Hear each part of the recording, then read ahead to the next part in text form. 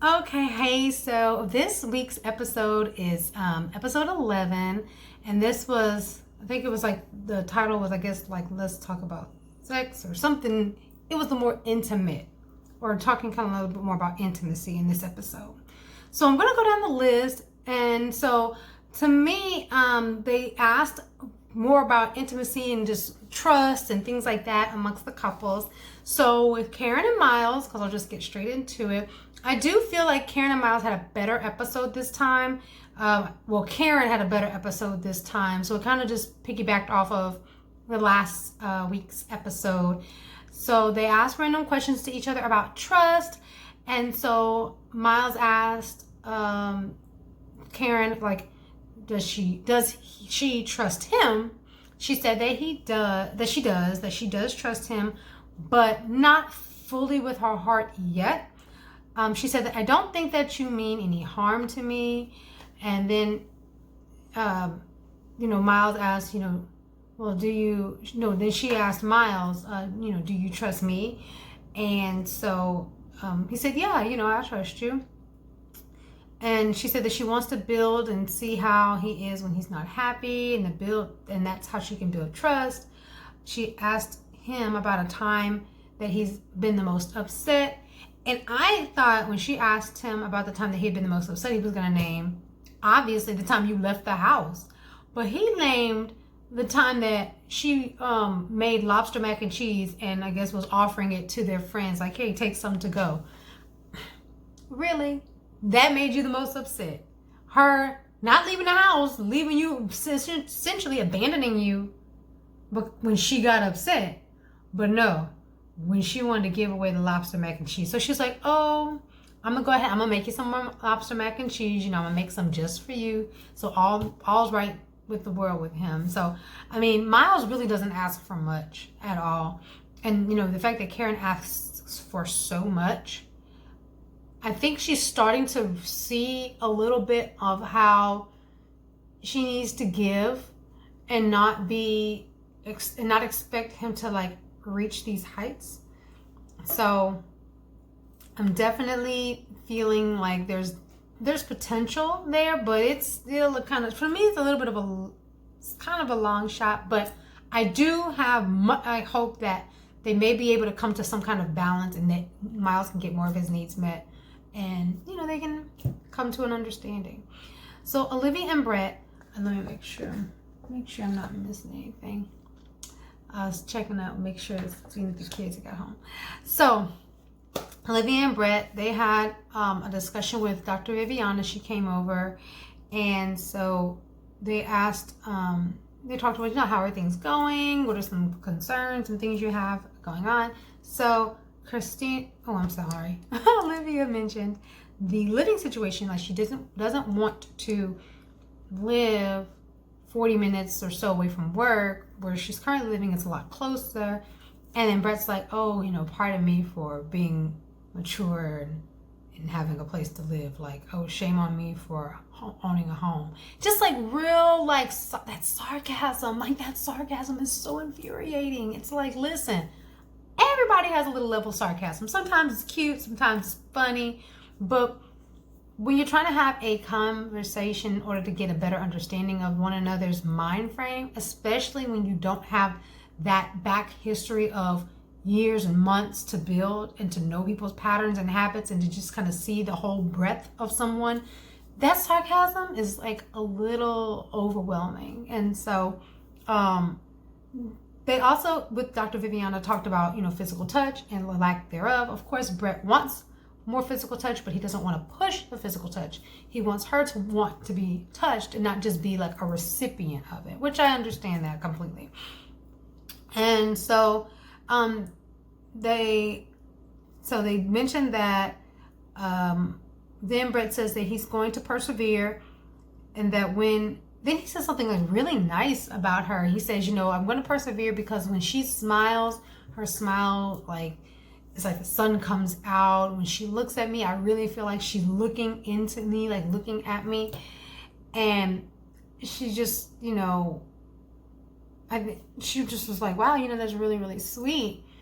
And to me, how he's expressing himself to Dr. Viviana, I feel that is wonderful, but on the other clips where it's just those two and they're talking and, you know, maybe asking questions, he kind of, you know, he has that I don't know, that sarcastic, like blunt kind of thing. And so I think she kind of felt like there was a little bit of a disconnect there with that, but nonetheless, she did appreciate that it was a kind comment. Amelia and Bennett, Bennett met Amelia's aunt over the phone. So that was a nice little, you know, getting to know you. How are you? Nothing really exciting. So I'm gonna move on. They, of course, the big move. That's kind of like the theme with them. That's really their only point of contention, or possible point of contention, is the moving. But otherwise, everything's, you know, hunky dory with them. So back to Karen, Miles and Karen. Dr. Viviana met with them. And she asked if they feel married. Karen said no because of just, you know, bond building. Miles said at times, and he's discovering more each day. When it comes to closeness, Miles wants it more than Karen. She admits that she doesn't want to talk about sex on camera.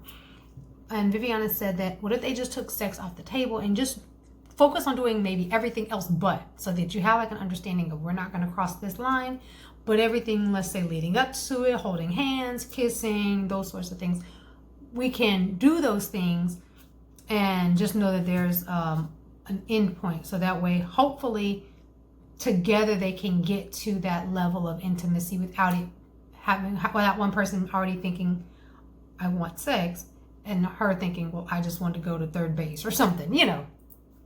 So that was that. So Woody and Amani, I love them so much. Oh my gosh. Like, they need their own little show. Woody is hilarious. Amani is so chill and just like, this guy is crazy. But I love them together. So they had it was just random question time. So Woody and Amani had questions too. I'm sorry, I keep looking. And so like, what turns you on? So Woody says, you know, being able to tell his truth to her and really feeling heard. And I thought that was a wonderful answer, as opposed to like, you know, something superficial. To him, it was like having that, I'm sorry about this light, being heard was something that was important to him. And he mentioned, of course, talking about how, and he asked her about what are some things that turn her on, and she said, or things that really kind of excite her. And she said, you know, it's little things. She's like this morning you made me tacos and you put the cheese and the salsa on it for me. She's like, I know that might sound silly, but I really like that. And he was like, no, you know, that's good. So it's like just those little thinking of you type of things is something that really let her know that, hey, this is somebody that I want to stay with, and someone I want to, you know, I really am digging this person. And then then they had another random question that pulled out, and Amani laughed, and that was the question that was like on the one of the previews. So it's like, what is your favorite sexual position? So he said from the side, she said feet to shoulders. So then also the other question was, what is something that, the next question was like, what is something that you gave up on? So he admitted that he gave up on a relationship with his father, which was sad, of course. And the fact that Amani has two fathers, he's like looking at it like, hey, this is my chance to kind of, I may have lost one because he was incarcerated when I was young and he didn't get out till I was like 16. He left when I was, I want to say, he said 9. So 9 to 16 is a big gap of time developmentally. And he's like, all the things that I needed to learn, I learned them. Or, you know, most of the things that I was hoping to have a father to learn, I learned them without you. So I just essentially gave up on having that be, you know, being a thing anymore. So I'm just really glad that Amani has two dads that are, you know, seeming to be involved in her life, that he can call and and be involved with him. So next was Karen and Miles. They go to the gym. They have a nice time, lighthearted. You know, oh, I'm gonna beat you. Oh no, you're not. Oh, Miles was getting a little more winded than Karen was, because he said, hey, I'm a bigger guy. I gained, you know, a little more weight, so it takes a little more effort for him to like do these I don't know what it was with the legs, like what do they call, like mountain climbing or mountain something. So that was, you know, they're just kind of building on that, let's get to know each other, have those good moments. And so, you know, nothing exciting with that. Moving right along, Christina and Henry. So Dr. Viviana comes to them, which I'm so glad she did, because oh my gosh, Henry is so draining. Oh my god. But and so Christina's been so much better this episode. I'm really proud of Christina because Christina, you know, pre-medicated Christina was like, come on, come on. And like now she's like calming down and it's like, try to tell me what's going on. I'm trying to understand, but still being true to herself. So Dr. Henry states, of course, he's not a very emotional person and he doesn't have a lot of experience in relationships. And then, so their homework was to try to incorporate more affection this week, like hand holding, cuddling. Christina wants Henry to make the first move, and then she doesn't have a problem making moves afterwards, but she wants him to take that initiative, which I mean, that's so simple. Like, make a move, hug, kiss, you know, grab something.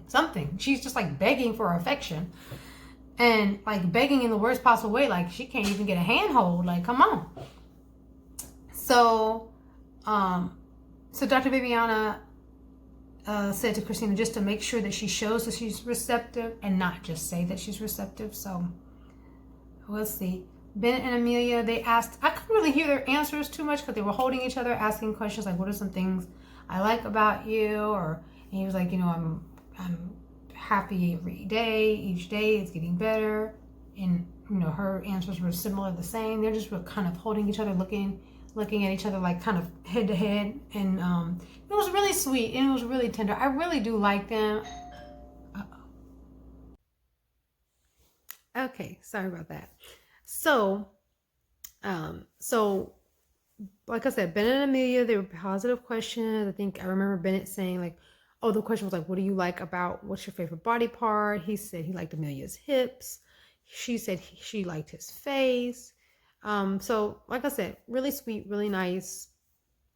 They're gonna, you know, their only issue is where to move, and I think that they can work that out. Even if they agree to be long distance for a period of time, I think that they could work it out because they just give off this vibe of we're able to like manage it, you know. But for some reason, I really think, this is my estimation, and you tell me what y'all think.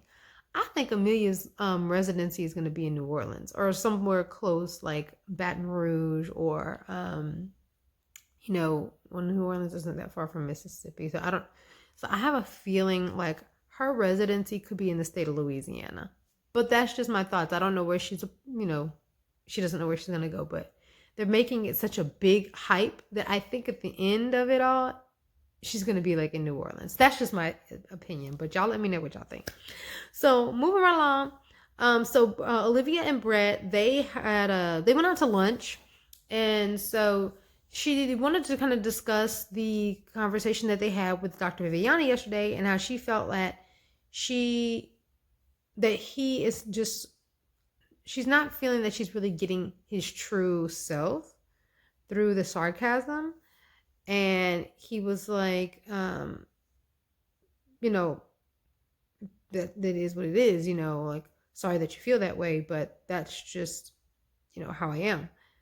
And so she was kind of getting frustrated because she just wants more from him. And I think that she's feeling like there's this wall or this barrier that she's not able to cross because of his sarcasm and his just flat responses. That's kind of the best way I can respond. Those flat responses.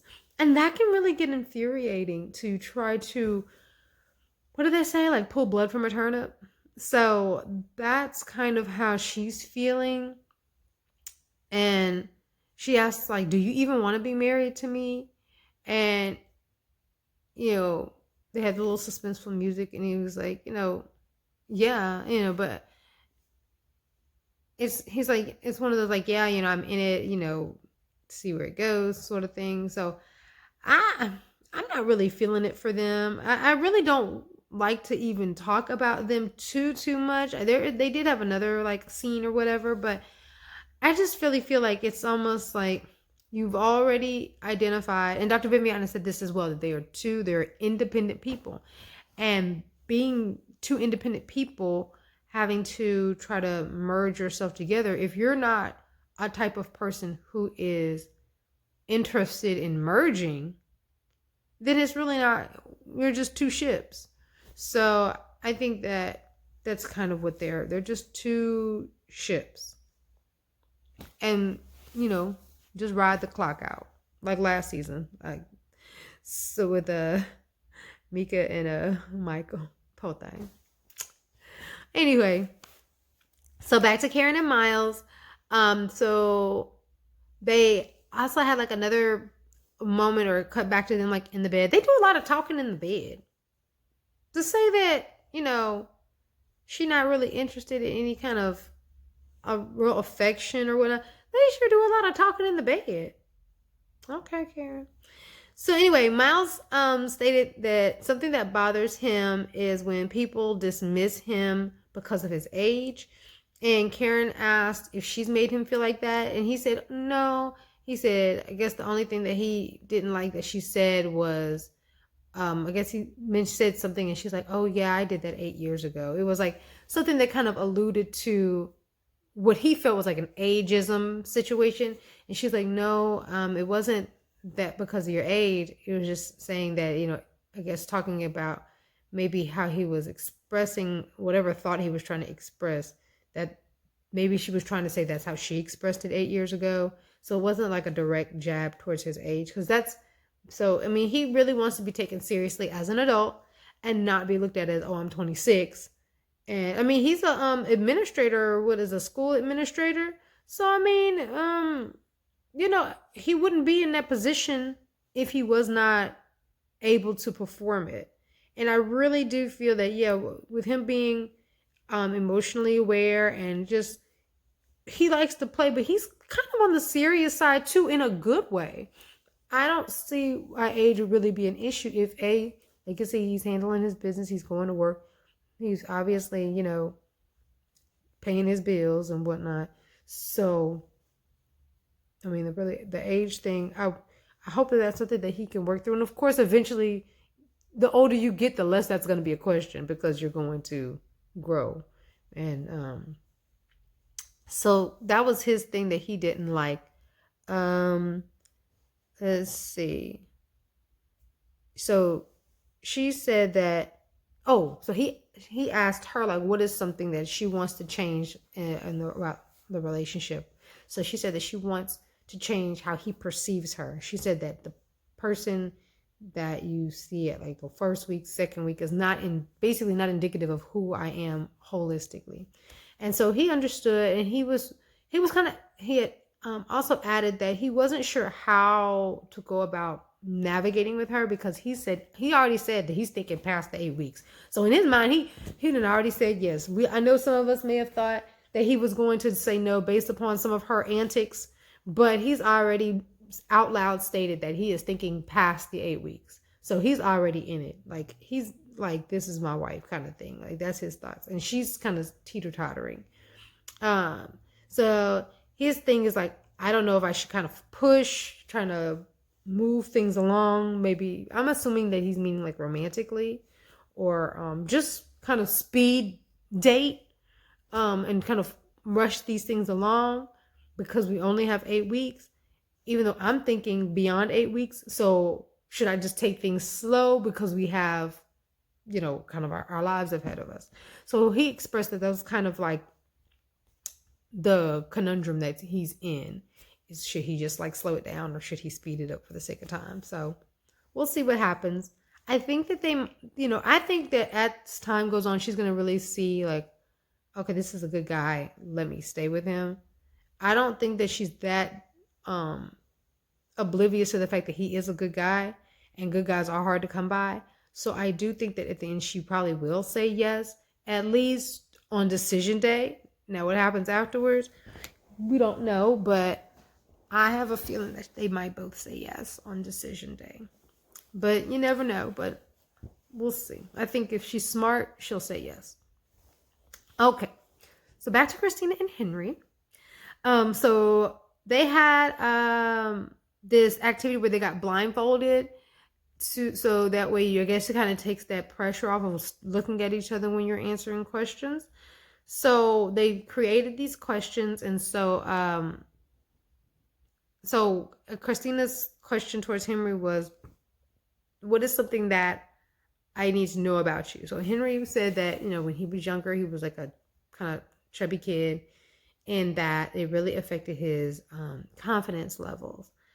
And so, Christina was like, I understood in terms of, we all have our insecurities. She's like, but how old are you now? 34, almost 35. She's like, I think it's time you just kind of talk about it and let it go. And Henry, that kind of wasn't the answer he was looking for. I know some people think he might be on the spectrum and may have like a little touch of Asperger's. And I could definitely see that because he's got that social awkwardness. I don't know how much of it is um an Asperger's situation or if it's something that he's doing willingly, as opposed to something that's involuntary. Asperger's would kind of be an involuntary situation. So I don't know. I mean, I really would love for Henry to get individual counseling for some of his insecurities. So, anywho,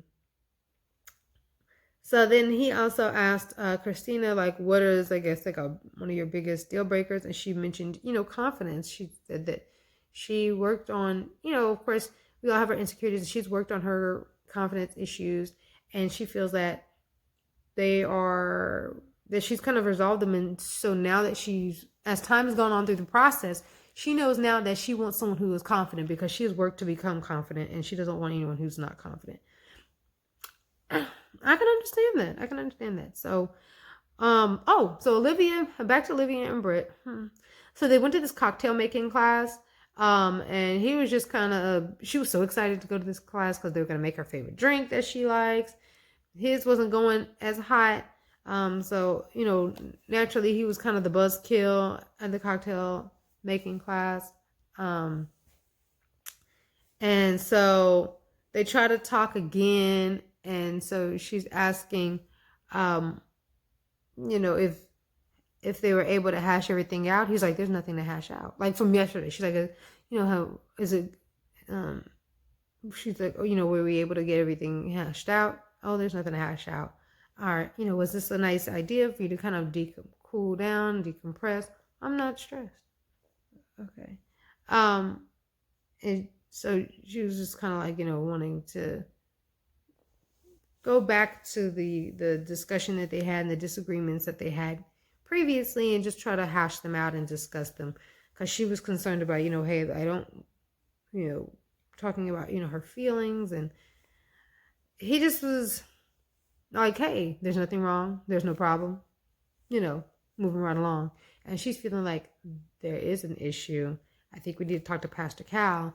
Maybe he can help us understand and see that what we might not think is an issue is actually an issue.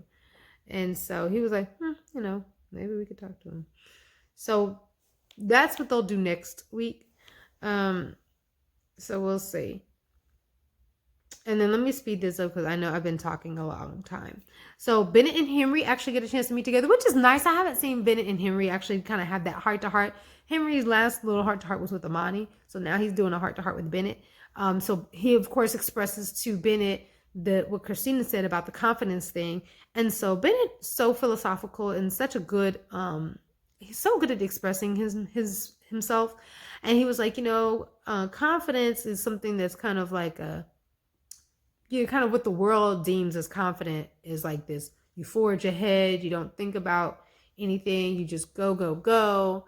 Whereas, confidence can also mean being self-reflective, understanding yourself, those sorts of things that Henry does all the time, just kind of knowing himself. So he asked, of course, and of course Henry asked, how are things going with Ben and Amelia? And he said, we're enjoying ourselves. And I could see myself being with her in the indefinite future. We'll see what happens with the move kind of thing. Okay. And then, so Henry did mention that he's like, I want, let me see if I'm messing this up. So that was their conversation. So that was nice. So he goes back to Christina and she's like, oh, how was your time with Henry? He was like, oh, it was good. so they were like, oh, I talked about the confidence thing. And she said, is that something that you want to change? And he's like, that's not my number one goal. And so she wanted to know why he wants to be unconfident, or why he wants to kind of remain unconfident. Like, and wants to know if there's something deeper to it. He's like, no, there's not. There's no, because she's like, I keep having this sense that there's some deep, she's thinking there's this story beyond just like, oh, I was a chubby kid, for the lack of confidence. And he's like, no, just who I am, just the way I am. And that's kind of, but he said he's just not wired like that. Maybe, I don't know. So Christina, I was proud of Christina. Like I said, she was really calm. She didn't yell or get upset. I think she's starting to understand, like, there's no point in me getting upset about. I think she's starting to realize there's no point in me getting upset about this. He is who he is. He's told me now that gaining confidence is not his priority. Confidence is my deal breaker. A plus B equals C. Last thing, Woody and Imani, they kind of ended the episode on a high note. So they had these different cards that I think were like your five senses. So it was like touch, taste, so those things. So they had like massage. They had, Woody had put a card that was like dance. Or Imani put a card that was like Woody had to dance. So he danced, they danced. He licked chocolate off her neck. They kissed. It was a good night. So that's it for this episode. Tell me what your thoughts were on this episode. I really do like this episode better. I thought it was a more well-rounded episode. We'll see what happens next week. And until then, you take care. Have a great day.